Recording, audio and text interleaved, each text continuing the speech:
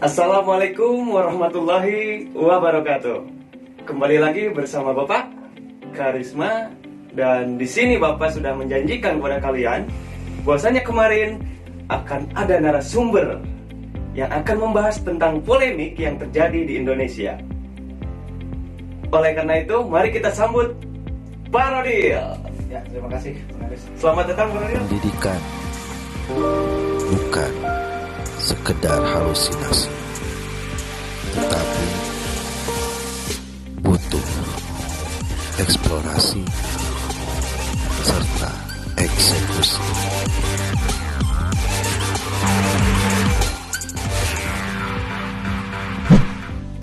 Tapi sebelum itu, untuk mendukung channel Pendidik Bersuara, silakan tekan tombol like, kemudian subscribe, dan nyalakan loncengnya. Terima kasih.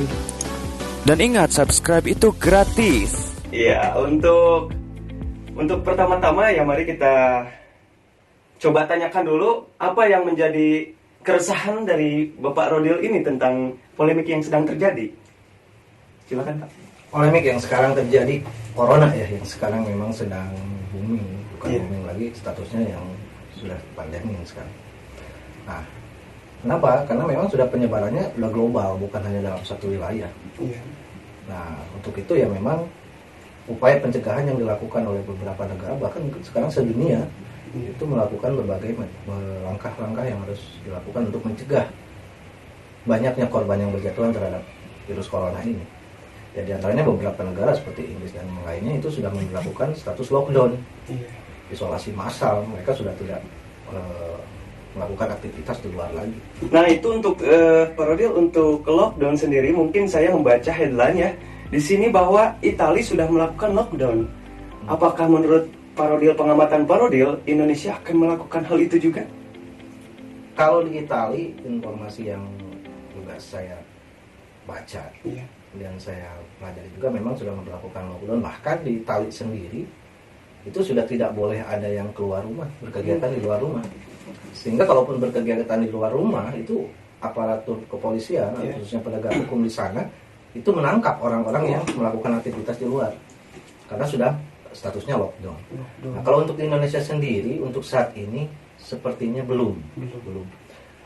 Saya tadi lihat informasi terbaru untuk wilayah kita saja, Jawa Barat ini, kalau belum ada perubahan, itu 26, sembuh 3, meninggal 3. Nah, kalau untuk satu Indonesia, barangkali memang sudah banyak yang berstatus ODP, PDP, Belum ke jumlahnya mungkin Pak Rodil, untuk yang teridentifikasi pun yang belum juga mungkin masih banyak ya Pak? Banyak, saya kira masih banyak, cuma memang mungkin belum diupdate datanya. Nah, untuk status di Indonesia barangkali belumlah sampai ke lockdown, dan kita harapkan jangan sampai statusnya lockdown. Karena kalau misalkan ke lockdown ya saya rasa ya akan mati dari bentuk perekonomian, pelayanan publik dan sebagainya. Saya rasa akan mati. Itu akan menjadi sesuatu yang sangat merugikan sekali. Ya. Betul sekali Pak. Mungkin untuk jumlah korban yang mungkin sekarang sudah tercatat ya Pak ya. Mungkin yang saya dapat data itu mungkin terbesar di Asia Tenggara Pak.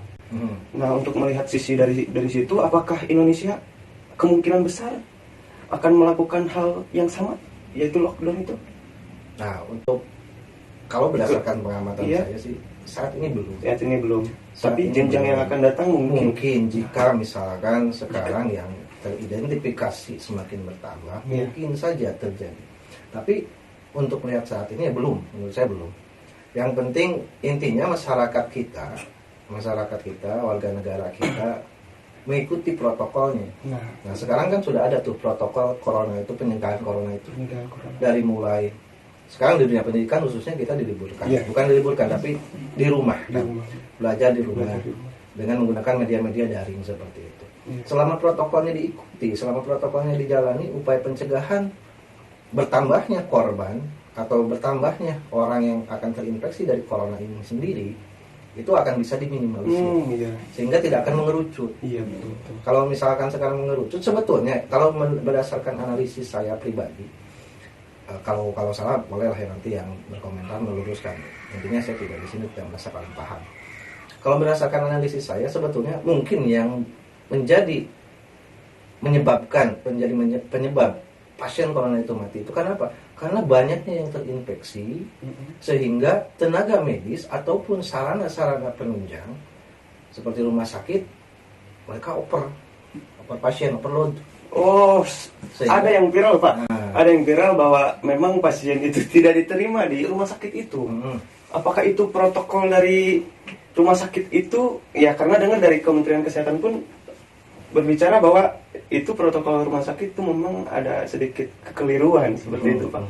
Memang pragmatis juga sih sebetulnya. Sebetulnya kan rumah sakit ini harusnya melayani pasien. Iya. Apapun gitu, kondisinya seperti apapun pasien, ketika memang memerlukan penanganan dalam arti darurat, ya itu harus ditangani. Seperti korban ODP ini ya Pak. Ya harus ditangani. Jadi jangan sampai gini. Kadang rumah sakit itu, mohon maaf, yang saya tahu gitu ya, yang saya tahu mungkin tidak semua rumah sakit mungkin sebagai rumah sakit saja. Kadang ada pemisah gitu, ada batasan.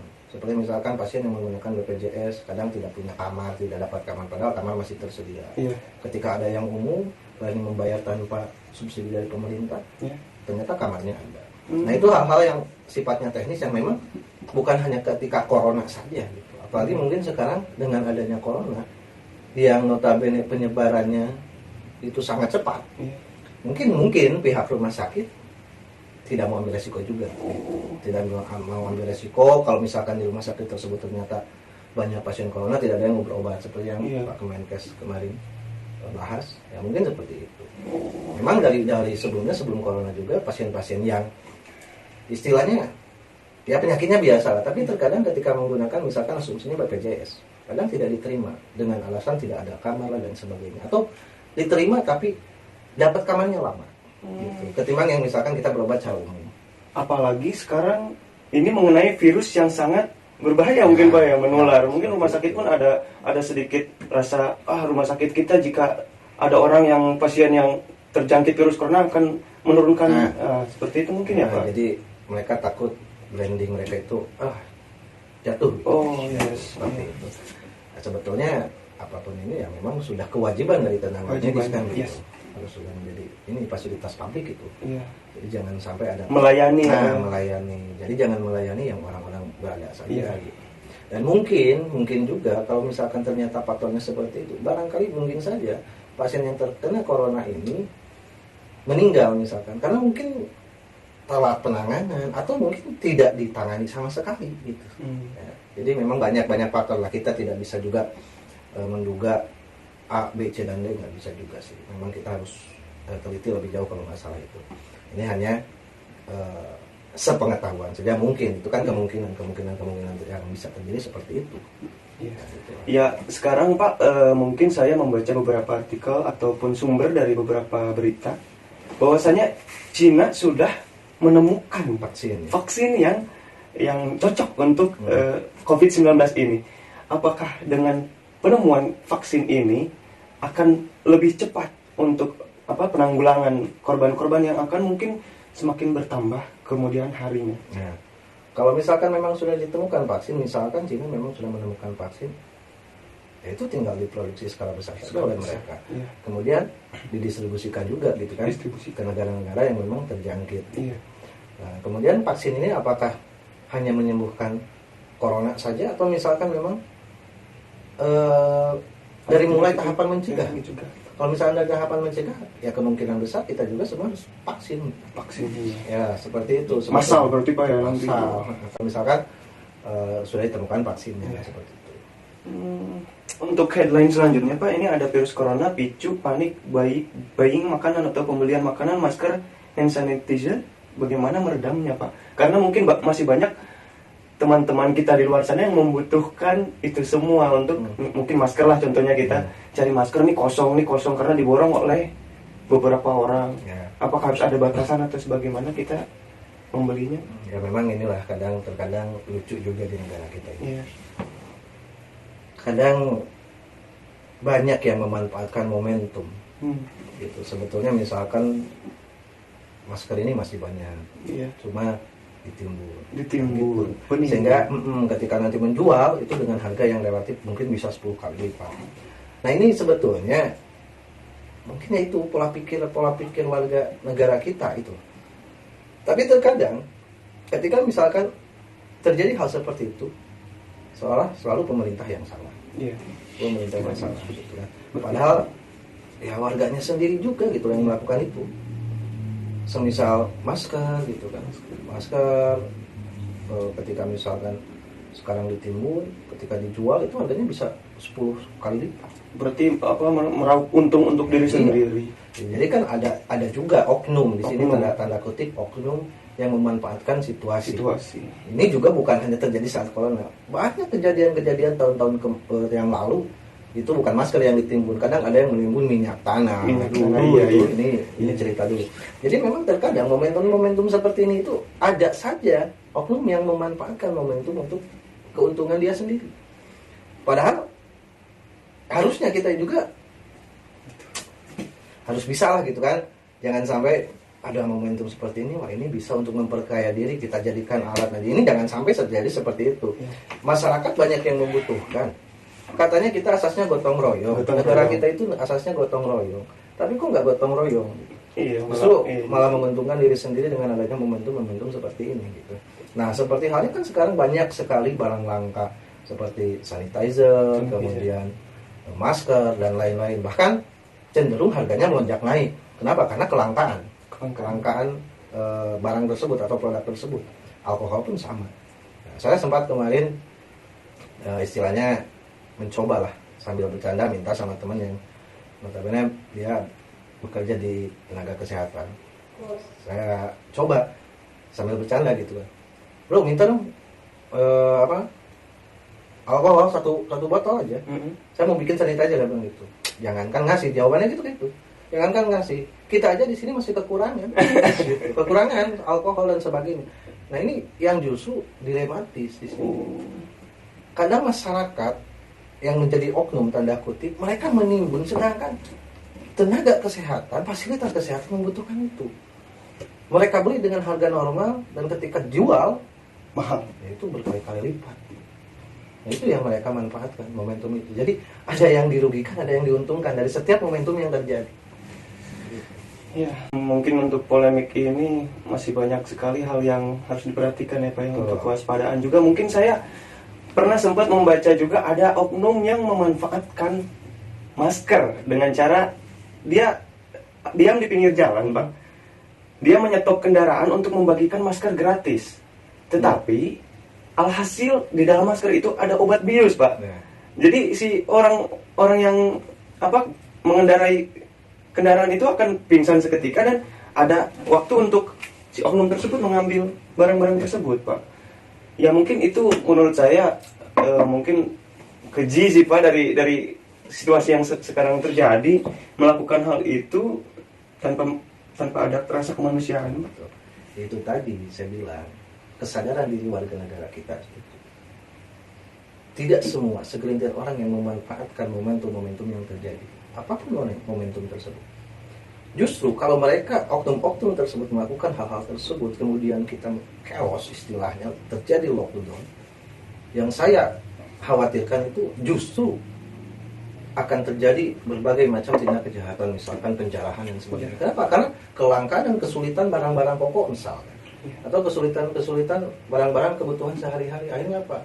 Timbullah misalkan kesadaran orang-orang ini, udah kita daripada sekarang kesulitan, udah kita menjarah. Mungkin akan terjadi seperti itu. Tingkat kejahatan pun akan meningkat. Justru itu. Nah ini yang harusnya kita kembalikan kesadaran masyarakat, kesadaran warga negara kita ini kepada asas pendiri bangsa kita itu, yaitu asas gotong royong. Ketika kita harus membantu, kita bantu. Ketika kita punya, kita kasih yang tidak punya. Bukan justru kita mencari yang orang lain tidak punya, kita kumpulkan, kita timbun, kemudian nanti kita jual kepada yang membutuhkan dengan harga yang berkali-kali lipat. Itu bukan gotong royong itu. Itu bukan gotong royong. Menurut saya seperti itu. Nah, untuk status waspada mungkin sekarang ada merembet ke krisis tidak Pak? Menurut Bapak ekonomi mungkin, karena ekonomi itu sekarang dari tadi kita berbincang banyak sekali hal yang mungkin merugikan ya Pak ya, merugikan ada investor dan segala macamnya. Mungkin untuk ekonomi pun akan terjadi tidak. Mungkin contohnya 98 lah Pak gitu. Mungkin ya, mungkin tidak. Mungkin ya, mungkin tidak.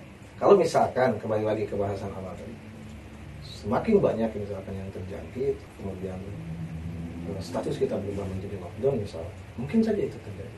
Sementara status kita saja sekarang masih seperti ini, belum lockdown, kita masih tahapan istilahnya siaga gitu kan, siaga waspada gitu terhadap virus corona. Ini harga-harga sebagian udah naik.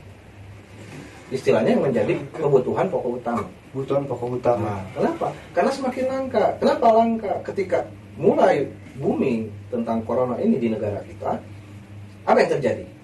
Masyarakat berbondong-bondong untuk stok makanan. Mungkin ada yang kebagian, ada yang tidak. Mungkin yang ini kebagian 14 hari, yang ini cuma kebagian 3 hari. Apa yang terjadi? Kelangkaan itu terjadi. Hingga apa? Harga pasti naik. Contoh kecil. Harga masker yang tadinya misalkan 1.000, sekarang udah berapa? Mungkin 10.000 satu. 10 kali lipat. Kemudian sekarang harga-harga kebutuhan pokok yang lain naik. Ya, naik. Naik juga. Kenapa? Karena barang sulit. Ketika barang itu langka, barang itu sulit, permintaan banyak, maka harga akan melonjak. Itu kemungkinan untuk Nah, mungkin terjadi, kemungkinan terjadi seperti itu. Tapi mungkin tidak. Kalau misalkan memang keadaan sekarang COVID-19 ini bisa dengan cepat ditangani seperti itu. Dalam arti kalau memang China sekarang sudah menemukan vaksinnya, itu kabar gembira. Kenapa? Karena itu bisa kedepannya akan sangat meminimalisir, sangat bermanfaat untuk meminimalisir perkembangan virus corona atau penyebaran virus corona. Tapi ya tadi kembali ke awal, janganlah sampai terjadi seperti halnya misalkan 98 kita krisis moneter, atau jangan ke moneter lah, lockdownnya itu loh, jangan sampai itu terjadi. Makanya kesadaran masyarakat terhadap instruksi dari pemerintah harus seperti ini, harus seperti ini. Ayo kita ikuti sama-sama. Kalau di rumah, ayo kita di rumah. Tenaga medis ada untuk kita. Banyak sekarang memang yang begitu. Tenaga medis ada untuk kita, gitu kan? Iya. Tapi kita harus menolong mereka dengan apa? Dengan kita diam diri di rumah. Betul. Jadi jangan sampai kita juga yang terinfeksi. Jadi logika sederhananya, anggap diri kita ini terkena virus corona, kita terinfeksi. Jangan sampai kita menularkan pada orang lain. Diam saja. Isolasi diri sendiri.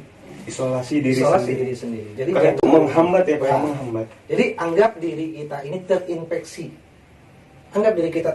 Diamlah kita isolasi di rumah sendiri. Jangan sampai kita merasa terinfeksi, kemudian kita keluar, bersalaman, bersentuhan dengan orang lain, kita menyebarkan virusnya. Jadi anggap diri kita. Tapi jangan sampai, mudah-mudahan kita tidak terinfeksi. Tapi anggap diri kita terinfeksi, jangan keluar rumah menyebarkan virus itu. Karena halayak ramai itu menjadi tempat ya Pak ya? Ya, sarana penyebaran gitu kan. Jadi keramaian itu, corona ini kan dia tidak di udara kan gitu. Tidak di sentuhan, tapi melalui sentuhan. Ibaratkan ketika misalkan kita tidak terinfeksi, kemudian ada orang yang terinfeksi, kemudian dia batuk atau bersin misalnya. Kenapa? Karena corona ini pertamanya menyerang tenggorokan. Dia batuk atau bersin, kemudian ada cairan yang keluar. Misalkan menempel di fasilitas umum, kemudian kita kebetulan ke sana, kemudian kita tidak sengaja menyentuh. Kemudian setelah menyentuh kita pegang mata, pegang hidung dan sebagainya. Itulah yang menjadikan tubuh kita terinfeksi oleh virus corona. Gitu. Jadi kalau secara seperti ini tidak. Makanya kenapa dianjurkan cuci tangan seperti itu. Kemudian kita harus bersih lebih baik lagi. Seperti itulah kurang lebih. Makanya protokol yang sekarang diinstruksikan oleh pemerintah, ayo kita ikuti sama-sama, kita jalankan sama-sama. Untuk apa? Agar Indonesia tidak terlalu banyak yang terinfeksi corona. Sama-sama kita mencegah, sama-sama kita meredam penyebaran virus corona. Tapi dalam arti bukan kita harus terus berdiam diri, tapi justru kita juga harus seperti berjemur gitu kan. Itu juga mengurangi resiko terkena virus corona seperti itu. Nah, untuk terakhir Pak ya, mungkin saya akan bertanya tentang teori konspirasi. Mungkin banyak orang yang penasaran ataupun tidak percaya tentang teori ini Pak. Apakah Bapak sendiri mempercayai adanya teori konspirasi? Mungkin saya akan bicarakan salah satu contohnya Pak. Ada oknum yang sengaja menyebarkan virus corona di Cina. Lalu ada juga sekarang statement terbaru bahwa Cina menuduh Amerika Serikat yang menularkan dari yang mentransferkan dari Amerika ke Cina. Nah itu mungkin suatu hal yang sangat mengagetkan Mbak ya, karena banyak sekali hal yang tidak kita bisa terima dengan logika penyebaran yang begitu cepat, tapi sengaja itu disebarkan Mbak, seperti itu. Masalah teori konspirasi Amerika lah, inilah dan itu Israel dan sebagainya. Kita itu nggak tahu dan kita jangan pernah menerka-nerkakan hal itu. Justru yang menjadi konspirasi itu adalah diri kita sendiri. Kenapa? Kita disibukkan dengan berita-berita seperti itu tentang konspirasi, tentang Amerika yang gini, Israel yang gini dan sebagainya. Padahal itu belum tentu. Justru kita yang melakukan konspirasi terhadap orang lain dengan apa? Harusnya kita mencegah penyebaran, tapi justru malah menebarkan kepanikan. Kepanikan ini kan justru akan melemahkan daya tahan tubuh, imunitas dan sebagainya. Yes, betul. Justru ketika ada seperti ini, kita harusnya menyebarkan berita-berita positif. Harus menyebarkan berita-berita yang bukan justru mendownkan. Nah, sekarang masalah konspirasi kita nggak tahu. Siapa sekarang yang menyebarkan? Apakah memang dia terlibat atau tidak? Kalau kita berpikir seperti itu, misalkan ini Pak Karis nih nyebarin ke saya, ini kok konspirasi loh. Ini saya loh yang ngasih misalnya. Atau misalkan si A yang ngasih virusnya ke Cina. Kemudian saya tanya balik ke Pak Karis, kok bisa? Apa Anda terlibat? Nah, apa yang bisa dijawab oleh Pak Karis? Mungkin ya terlibat, kalaupun tidak terlibat apa yang mau dijelaskan? Kok so tahu gitu? Jadi intinya setiap ada kejadian-kejadian yang seperti ini, kita jangan terlalu disibukkan dengan berita-berita seperti itu. Janganlah kita jadi orang pintar. Kalau orang pintar, ya gitu kan. Jadi orang cerdas gitu. Jadi kalau orang pintar, kita orang cerdas, setiap ada kejadian, setiap ada statement, setiap ada berita, orang cerdas akan selalu menganalisis faktanya benar atau tidak. Justru orang cerdas akan mengambil sisi positifnya. Bukan justru gini, ada berita, ambil, comot, sebar. Berita, ambil, comot, sebar. Ketika ditanya, tidak tahu. Ini tahu nggak validitasnya gimana? Sumbernya fakta nggak? Atau ini cuma statement-statement yang menyebarkan kepanikan? Ketika ditanya banyak orang yang bilang, nggak tahu. Saya dapat dari si A. Saya dapat dari grup ini. Ketika ditanya nggak tahu, maka itulah orang kita menjadi pelaku penyebaran hoax juga berarti. Makanya kita harus cerdas. Kalau ada yang ngirim berita ke kita atau kita baca berita, kita analisis satu sumbernya jelas tidak. Kemudian bisa tidak dipertanggungjawabkan. Jadi jangan seenaknya comot berita kemudian sebar berita kemudian sebar, seolah-olah kita akhirnya banyak orang yang saat ini merasa paling benar. Betul sekali. Nah itu yang menjadi bahaya. Akhirnya mungkin bisa jadi perang saudara karena misalkan masalah penyebaran berita. Ini merasa benar, ini merasa benar, ini merasa benarnya terjadi cekcok dan sebagainya. Nah, makanya ayo bangsa Indonesia harus cerdas. Bangsa Indonesia harus cerdas. Bukan hanya pintar. Kalau pintar itu ya menurut definisi saya, pintar itu mudah dibodohi. Tapi orang cerdas bisa membodohi orang pintar. Tapi orang pintar tidak bisa membodohi orang cerdas. Kenapa? Karena orang cerdas akan melakukan analisis dari setiap apa yang mereka temukan.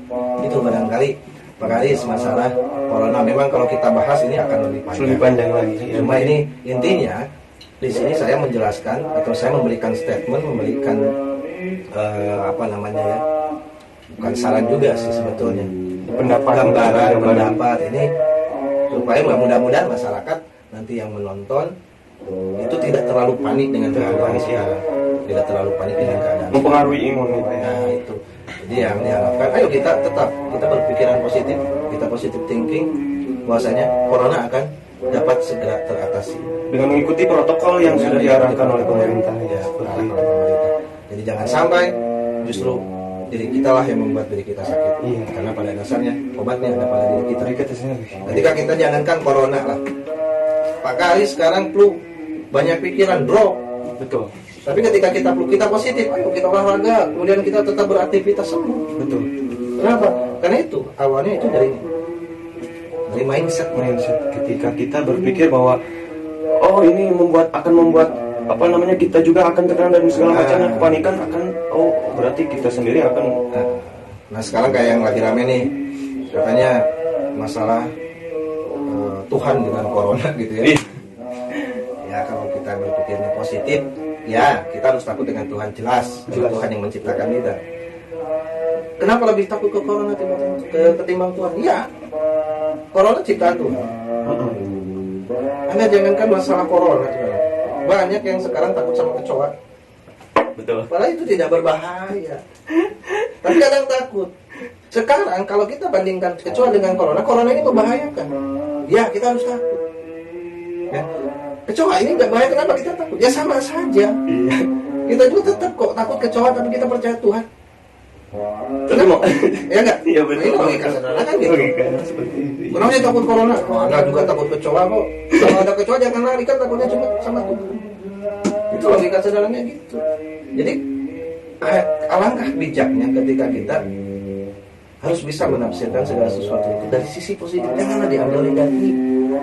Apa sih kalau misalkan kita memang nggak ngerti, nggak paham, tanya ya ke ahlinya. Iya. Jangan ketika misalkan ada pendapat seperti ini kita menganggap wah ini salah, ini bodoh dan sebagainya. Kalau nggak ngerti yuk coba tanyakan sama ahlinya dulu. Kita negosiasi, ya bukan negosiasi, ngobrol lah gitu kan, sharing, diskusi dengan yang ahlinya. Mungkin kita akan mendapatkan pencerahan. Jadi jangan cuma dan sebagainya. Nah itu yang salah. Kita takut sama Tuhan, saya juga takut kok. Yang saya takutkan itu cuma sama Tuhan. Karena banyak Pak, jadi saya melihat banyak ada segelintir orang yang berpikir bahwa hidup dan mati itu adalah kehendak Tuhan. Jadi kita tidak perlu takut dengan corona. Seperti itu. Jadi menurut pendapat saya mungkin Pak ya, untuk takut dan waspada itu berbeda mungkin Pak ya.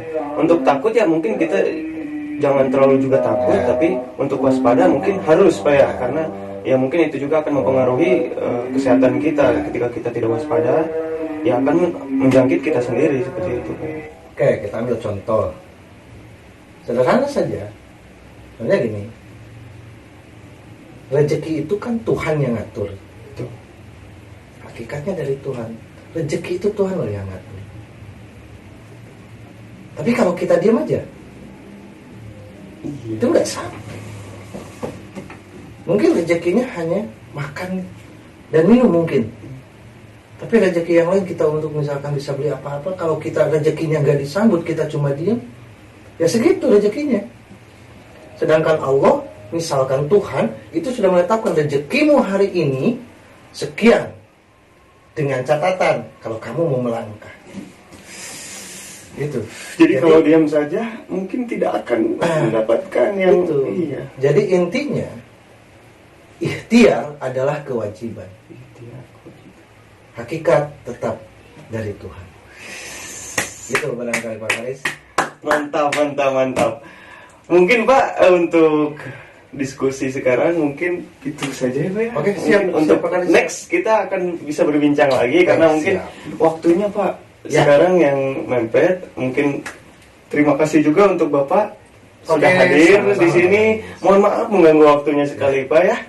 Ya mungkin sekian ya Pak ya. Oke, terakhir barangkali dari saya, mudah-mudahan secepatnya negara kita kondusif kembali. Amin. Dan corona dapat cepat diatasi. Amin. Dan tidak mewabah lebih luas lagi. Itu saja barangkali dari saya. Siap. Oke, siap. Terima kasih Pak. Siap, sama-sama Pak Karis. Lanjut. Ya. Sekian mungkin ada pencerahan untuk kalian tentang diskusi kami dan juga ada manfaat yang dapat diraih dari perbincangan kami. Sekian, wassalamualaikum warahmatullahi wabarakatuh.